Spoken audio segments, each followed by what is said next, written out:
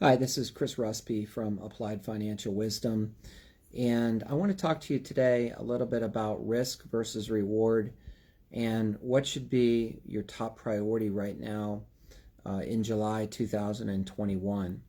So we know from looking at our performance numbers here that the Russell 1000 index was up 23.8% in the last 12 months. The Russell Midcap Index was up, the growth index was up 33%. The Russell 2000 index was up 35%. That's a popular index for small cap stocks. And so when you take a look at those, the ranges are between a 23% and a 35% increase in 12 months. And so I think the prudent question that people aren't asking right now that they should be asking is, how much more can you make from here if you're going to go out and invest and take risk? Now, nobody knows the answer to that question completely, but when you look at the speculative run-up in the financial markets, it seems to me like there's a lot more risk than there is potential reward. And one thing I know from experience is that when the risk levels are high and the reward levels are low, you should stand up and pay attention to that. So what I'm noticing with our clients here at Applied Financial Wisdom and in talking to my peers, I notice that clients are asking, how much did I make and how much can I make and how much risk can I take to make more money? And that's usually a sign of a speculative bubble. Instead, what we like to focus on is how much risk are you taking and how much potential reward is there for that level of risk.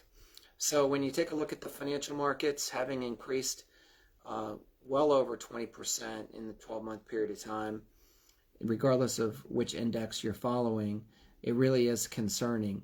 And when you add that into consideration, all of the other risk factors that are out there, the fact that COVID is still ravaging globally, the fact that the government is proposing substantial new regulations and new taxes, and that the financial markets had a significant increase last year in a vacuum, in other words, in an environment where their business prospects didn't improve.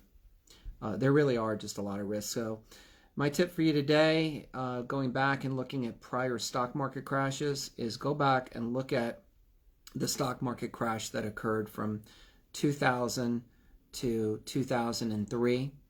And look at some of the headlines, look at what people were talking about. But in 1999, people were only talking about how much money they could make, and they weren't looking at risk.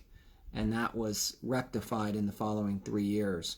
So stay true to common sense principles. Don't try and get rich quick. And always look at what is the worst case scenario first before allocating any capital. So my name is Chris Ruspe. If you would like to get in touch with me, you can find me on my website at appliedfinancialwisdom.com. Please like and subscribe to this video and send it on to your friends. We're trying to help as many people as possible who don't have access to a professional financial planner through these videos that are free of charge. And as always, I wish you a happy, healthy, and successful day.